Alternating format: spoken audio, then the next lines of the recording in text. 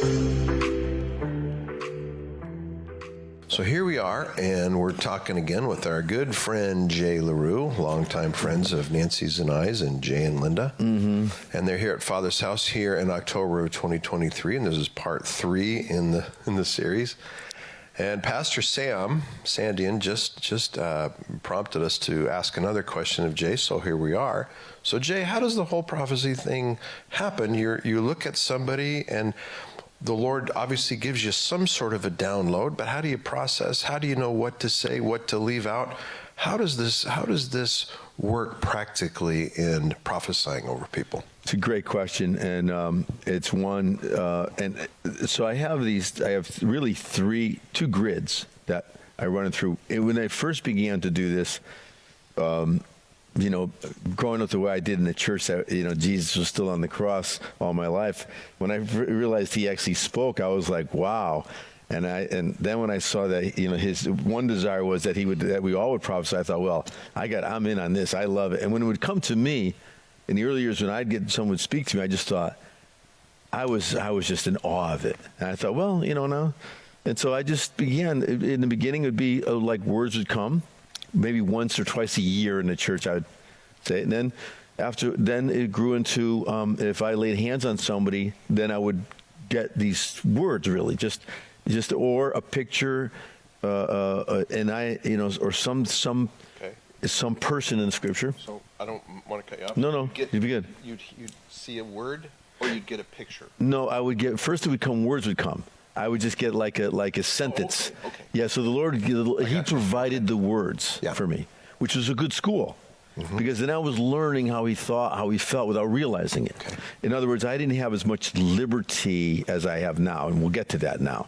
I didn't know this, though, because it's going to be a school. That's why the whole apostolic and prophetic thing, and not back to what we talked about, is being shaken so much, because we've got to have a more pure voice, and we have to have an apostolic thing that really looks like the first one and not some other one or somebody else and some power trip. We just can't. So this is without me realizing I'm in this school. I still am.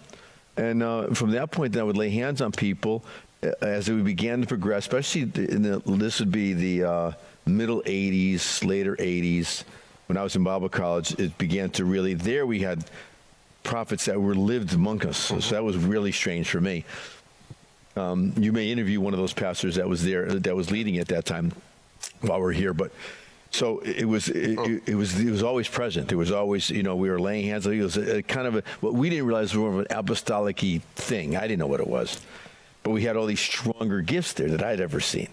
And so I began watching them, and I've always been a watcher, whether it was athletics, learning from watching people. So I would watch them and just what they didn't do. And of course, always with the Scriptures as the text, Okay. And then I began to lay hands on people. And when I began to do that, words would come, but then also portions of the Scripture. Maybe it's a portion of Ruth's life or Deborah's life. And so that began to run through. The more that I got the Scriptures in me, which I didn't realize, because I love the Bible, now the Lord is using that.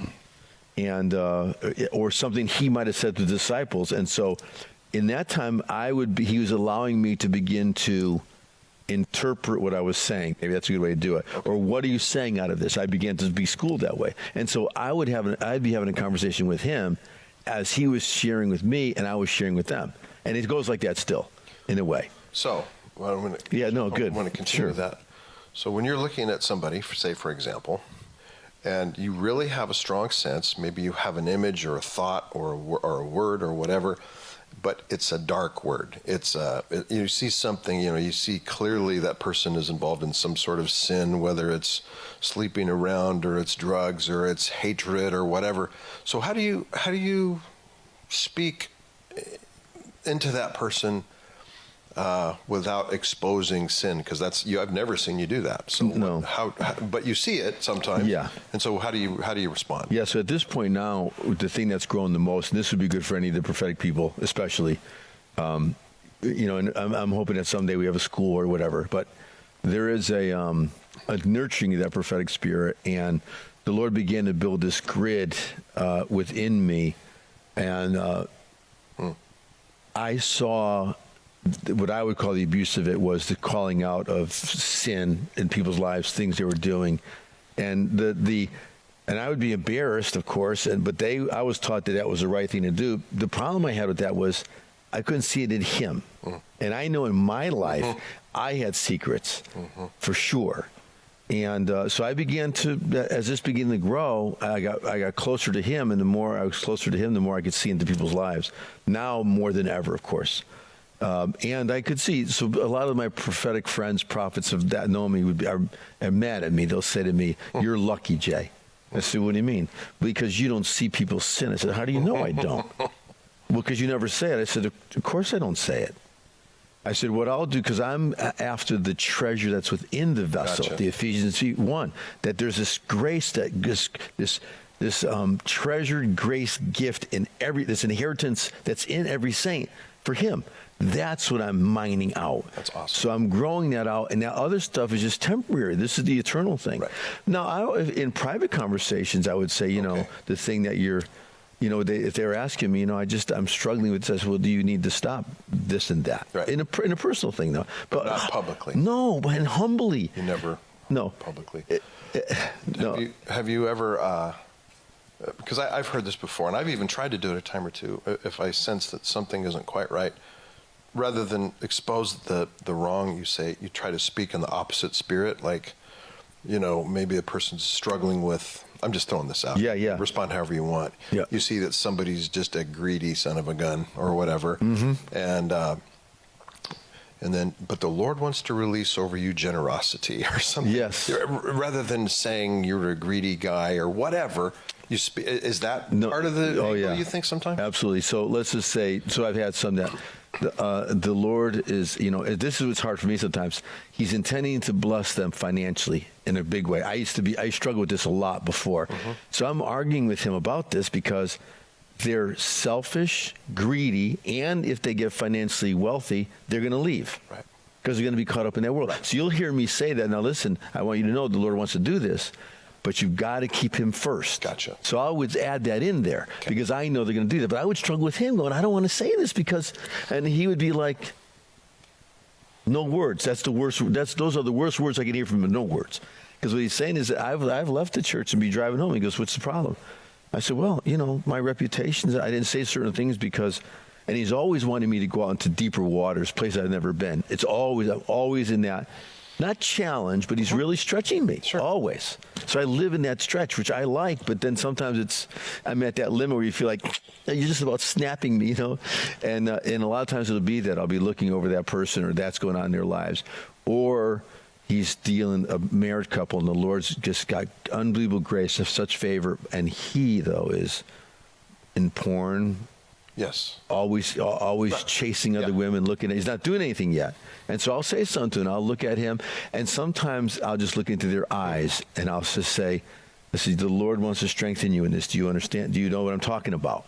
And I'll look in his eyes, though, and they'll know. And, because it's just, and they'll go, and I don't have to say anything. And even so when they would resist me, though, what would happen to me, which is bad, is you resist me, now I start to, Get a little. you'll see about this. And the Lord's going, what are you, afterwards, what are you doing? Well, they were resisting me. And then I said, this is what happens to me, though. I run through the whole Old Testament, runs through my mind in one moment. I don't know resistance. How did I handle it? Yeah, boy. And even Jesus' life, even better though. Yeah. They resisted him, but he didn't respond with. Right. He was just, and so he's helped me. I don't respond like that any way less now, not anymore. I really, and Dr. Chuck, the key is though, honestly, for all the prophetic people, is I don't want to function in a gift. And people, I'll never say I'm a prophet or I'm this. I just don't do that. You let others say it. The prophetic word can say what it wants to say. I never wanted to. I watched my friends that were gifted prophets. When they were active, they were incredible men. After that, they were men I didn't want to be around. And I thought, you know what? Jesus becomes for me not a gifted apostle. He never says it. Gifted prophet, gifted teacher. I find a man who's one with his Father, and he's moving out of that intimacy And now he knows because he knows the one who knows. Okay. And so really the pursuit for my life, though, has been to become intimate with him so that when I look into someone's life, it's really from his heart, his view, his sight, which makes the prophetic thing so fun for me. Because it's that's the way I want it to. I just don't want to be, and it's easy to, and I've seen them get prideful because now you know something. It's a secret, So you kind of get like, but the truth is though, the only way you know it is because he's showing it. Whether I see it all the time or sometime or whatever, it's still him that gives the sight. Awesome. Okay, that's the end of part 3. We're going to do a part 4 because I have another question. God bless you.